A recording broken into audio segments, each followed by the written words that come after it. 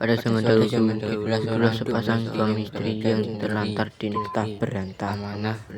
Dan keduanya sangat berbenci orang. Kali mereka mengemis di pasar dan kampung. Mereka dipukuli dan diusir hingga hutan. Oleh karena itu, mereka tinggal di hutan dan memakan kayu batang setelah beberapa lama istri si miskin hamil 3 bulan lamanya.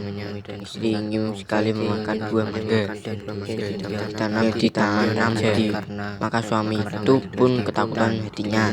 Tak kala ia dikairkan tiada ia mau berang ia akan memiliki anak dan berkata, apakah kamu ingin membunuhku?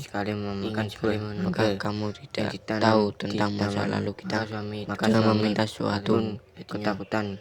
Tak kala itu dihindari menjadi raja, tiada mau beranak. Namun sekarang ia akan memiliki anak dan berkata, istriku, apakah kamu membutuhku? Apakah kamu tidak tahu tentang masalahku kita? Meminta sesuatu. Istrinya pun berhenti menangis.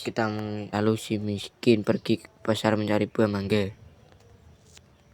Setelah sampai di pedagang buah mangga, ia ragu untuk meminta buah mangga karena ia takut orang yang akan memukulinya. Pedagang buah mangga pun bertanya, hiduplah sepasang istri yang terpilih negeri.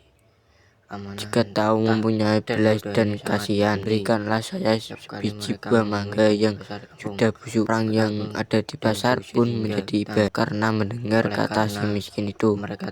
Lalu orang yang berada di pasar memberikan si miskin buah mangga, makanan dan bahkan buah beberapa lama istrinya pun hamil. Bersihkan saya 3 bulan lamanya dan sudah sang istri ingin sekali memakan buah mangga hingga diberi kayu dan setelah ia berpikir seperti itu di dalam hatinya. Tak kala itu dihindari menjadi raja, tiada mau beranak.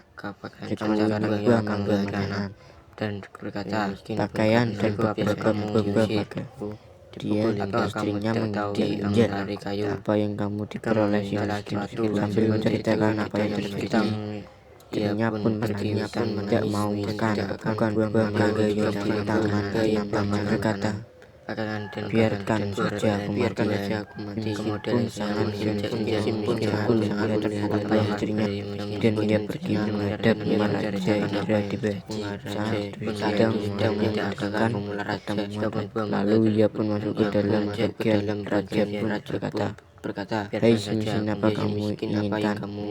Miskin pun menjawab sambil bersujud, Tuanku, ampunilah hamba datang ke sini buah mangga yang sudah jatuh Tuanku tanah. Apa yang kau ingat dengan buah mangga itu? Dimakan Tuanku, untuk dimakan tahu belum mengambilkan setengkai buah mangga itu si miskin ini. Diambilkan buah mangga tersebut untuk si miskin kepada bagian raja. Apakah ingin dengan buah mangga itu untuk dimakan tahu? Ya, si miskin pun berjalan pulang ke rumahnya.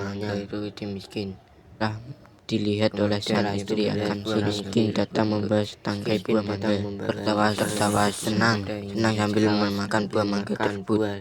Dan kemudian 3 bulan kemudian sang istri buah nangka yang ditanam di taman raja dengan cara yang sama. Si miskin mendapatkan buah nangka yang mendapat buah mangga yang tanam untuk istri yang sedang menghamil. Si miskin hamil. Selama istri miskin hamil, banyak makanan pakaian peralatan ingin diberikan dan diberi kepadanya dengan cara pada waktu malam hari bersinar terang itu, maka sinar tenang yang sedang kemudian waktu istri miskin melakukan seorang anak istri sangat baik seorang laki-laki dan penampilan dan tanah itu nama Marah itu yang artinya baik di dalam senjatanya di dalam Tuhan yang Maha Esa dengan melimpahkan kepada hambanya meskipun hambanya untuk membuat tempat tinggal untuk keluarganya. Jika ia memanggali tanah untuk mencapai tiang, ia menemukan laju besar yang berisi banyak emas. Istrinya pun datang untuk melihat dan berkata, emas ini tidak akan habis sampai anak cucu kita. Suamiku pun menjadi kaya dan membeli barang-barang kebudayanya seperti kendi, putar, pala kuda, dan sebagainya. Yang kembali dan memberi barang-barang tersebut. Dia mandi dengan jeruk nipis. Imam anaknya dan juga engkau sungguh anaknya nak dewa yang akan raja ayah negeri kita menjadi negeri yang lengkap dengan kota, istana, menteri, dan semua raja-raja besar.